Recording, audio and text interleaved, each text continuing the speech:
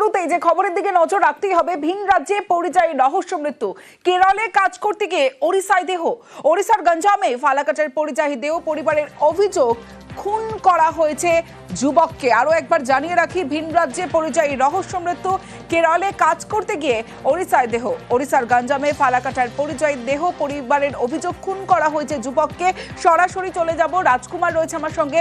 রাজকুমার, কেন পরিবারের মনে হচ্ছে যে খুন করা হয়েছে ওই যুবককে? কারণ 12 তারিখ যখন বাড়ি ফিরছিলেন সেই সময়ও পরিবারের সঙ্গে কথা হয়েছিল।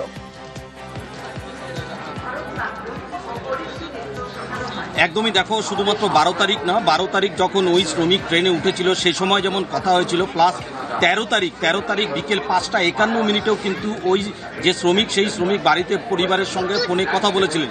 এবং শ্রমিক আরও জানিয়েছিলেন যে ট্রেনে কিছু যুবক তাকে উত্ত্যক্ত করছে। এবং শুধু তাই নয়, পরবর্তীতে ওড়িশার যে পুলিশ স্টেশন থেকে যে যোগাযোগ করা হয়েছে, ইতিমধ্যেই কিন্তু ফালাকাটা থেকে ওই শ্রমিকের পরিবার কিন্তু ওড়িশাতে পৌঁছেছেন।